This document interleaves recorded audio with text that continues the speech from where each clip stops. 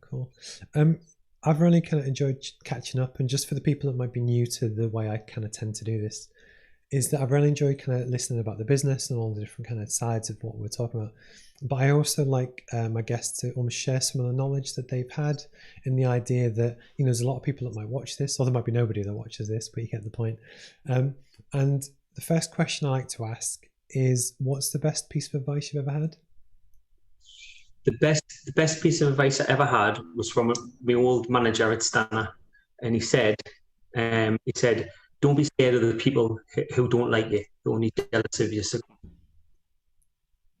I think it's true. And It's when you get people. He says it's not that they don't like you. They just don't. They're just totally jealous of what you're doing and how you're moving forward.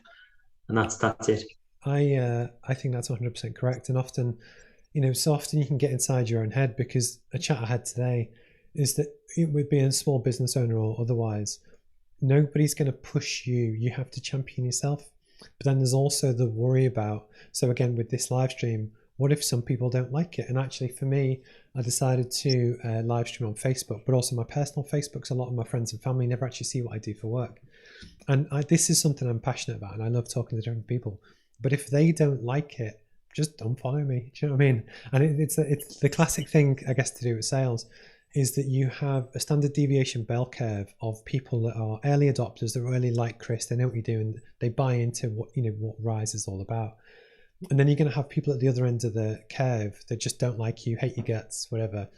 But actually, when you kind of understand that, I'm okay with that. And one prime example is that recently I got near 18,000 people on LinkedIn, but actually about 400 have unfollowed me. And they could be, when you get spam from China where they just want to sell you stuff and they're just going through loads of people, or it might be people that just don't like me. But actually, I'm okay with that, because actually, hopefully there's 400 people that don't mind me. And it's having the thick skin to just do it anyway. If you think it's the right thing to do, just do it, because actually, if I don't, nobody else cares if I can't pay my mortgage. Does that make sense? Yeah, you've got 17,600 people who do. Well, no, I think half of them aren't bothered, but it's just, but the thing, like, because one of my classic things is that realistically, when I set up on my own, obviously, same time you did, my approach was, I'm going to give it everything I've got. And if it doesn't work, if I've tried the best I can, I'll happily get another job. But what I didn't want to do is get to X point in the future, maybe it hasn't quite worked, and I know I kind of half-arsed it, if that makes sense. So one of the reasons were just from my background, because I know a lot about cameras and tech, I thought, well, actually, I think I can probably figure out this live streaming thing, and I've got some ambitions to kind of take it on, because why not? It's almost just kind of use what you've got in some ways. And the other question, which I'd like to ask, which again I ask everyone, is that if you were to give advice to your younger self, and you can pick any age, any background, it could be 9 months ago, it could be 10 years ago, what would it be? It'll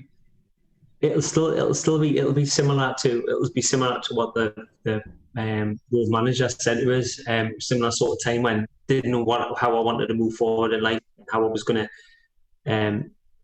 I was happy within the company I was in, but I wanted to move forward. So basically, it's slow down, think it through again before you've made that decision, reevaluate, and then move on. And the only way you can do it is by just stopping, even write it down and think about it again before you've made that decision, because you could make the wrong decision, go the wrong way in life. Mm-hmm. You see a lot of people doing that, the sidestep, a lot of times in companies, and it could actually move forward if they just thought about it. Yeah. I think on 2 points, I think it's really interesting. I completely agree. One, actually, former guest, a guy called Matt McGough, runs Ithaca Films in Middlesbrough. His best of advice was actually to do with, if business is a marathon and it can go on for 20 odd years, why are you trying to sprint? Why are you trying to do everything in the first year? And actually, for me, that kind of hit home, because obviously everyone's got ambitions and you've got stuff you want to do. But actually, if it takes a bit longer, that's fine. And I thought it was a really kind of good piece of advice. But actually, earlier today, one of my former guests, a guy called Craig Fenton, and he's the guy that runs Google in the UK and Europe, and he was interviewing a guy who's former Royal Marines, and he was I was in the gym this morning and watching this podcast, and basically he was saying that he was in a very bad battle that he won the Victoria Cross from, and apparently they had this thing where he was in the back of the armored vehicle and he had to exit to then engage with enemies that actually had them pinned down. So it was it was a cock on the block kind of time. And I think how he described it was almost where, I think they called it cigar time, where basically he burst out the van, got into protection, then he just took 2-3 seconds just to kind of reassess, in theory have a cigar, that was the joke, clear head, then decide what to do. And actually, I'm going to comment on Craig's video because I've never got a chance this morning, but it was sometimes you just pick up different things. Again, there's no rush. So if you're looking to leave your job, start a business, leave your partner, do whatever, either get advice. Like, did you get advice from other people to say, like, look, I'm thinking about doing this, what do you think? Or did you just know you were gonna do it? It was what I should have done in the first place. I sat for 3-4 years thinking it through all the time. That's what I should have done.